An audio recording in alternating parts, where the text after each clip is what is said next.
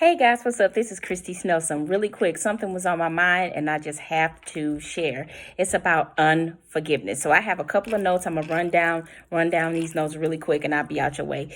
First thing, a lot of people have an issue with unforgiveness. I remember I was listening to like a Jewish teacher, a rabbi, and he was saying how the equivalent of unforgiveness is like carrying around hot coals to throw in your hand to throw in the face of the person who caused the trauma. So obviously, if you're carrying around hot coals, it's going to burn you before it even gets to the person you're angry at. So unforgiveness really hurts you more than the other person. Of course, that's something we always know. That's a general statement about unforgiveness. But just a couple of more things.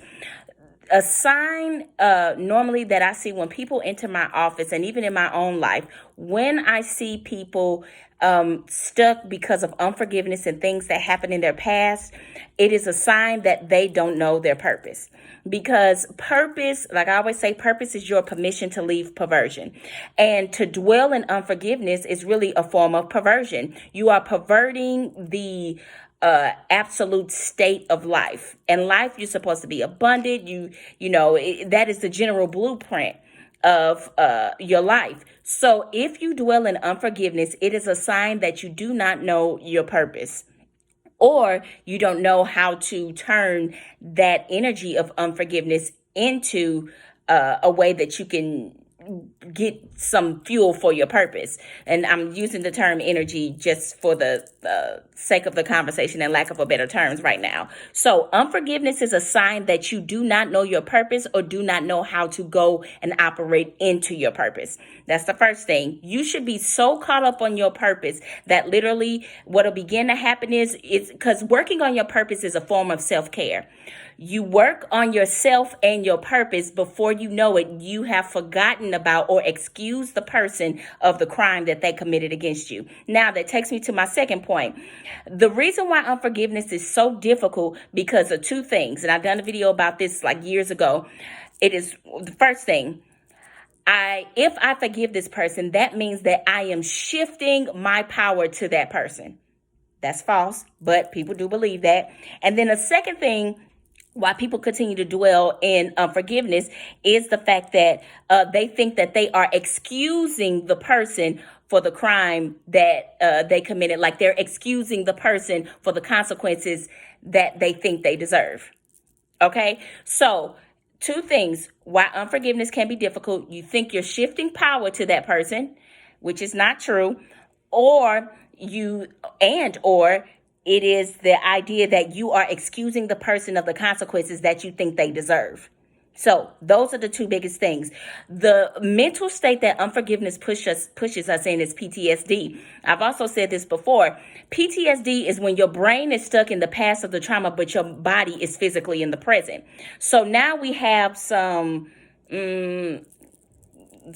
cognitive dissonance, like you perceive one thing, but it may be something completely different. That's just the best term that's coming to mind. I don't really know if that's the appropriate term, but yeah, so you are not even fully present and you can't even fully receive the joy of the moment. So unforgiveness is really a thief of your joy. So that's the biggest thing. A note that I wrote down. The thing about unforgiveness as well is that you refuse to move forward when you're in unforgiveness because you are trying so hard to pull that person who caused the pain back into the past with you. So that's why it irritates us when somebody moves forward and we don't. Because now I call it dump truck syndrome. I am left with all the things that you have caused me, but you get to move forward freely. And so what we do is we hold on because subconsciously holding on is a reward, even though it's harmful. The reason why we hold on to harmful things because somewhere subconsciously we receive a benefit from it. So if I receive a benefit from this, then that means technically the benefit is I'm pulling you back into the past with me. So you ain't going nowhere either, which is irrational because the person has moved forward. Why not you? And you will not let go until you feel you've received your way or gotten the fullness of reconciliation from what that person has done. So unforgiveness literally leaves you trapped in time. So Being free from unforgiveness pushes us in the place of our destiny. And once you forgive that person, it literally propels you right into your present, and it redeems the things that you lost while waiting. This is so powerful. I just felt led to say this. Unforgiveness is a really touchy topic, but I plan on probably doing a unforgiveness clinic. You know how you have like sports clinics and I plan on doing an unforgiveness clinic because I really think touching and teaching on unforgiveness, and everybody's process is different, but we can generally come together to work something out. So I just wanted to put this out there. If you are in the process of forgiving someone, I encourage you to keep going. And remember, unforgiveness keeps you trapped in a space and time. Okay? I love you guys.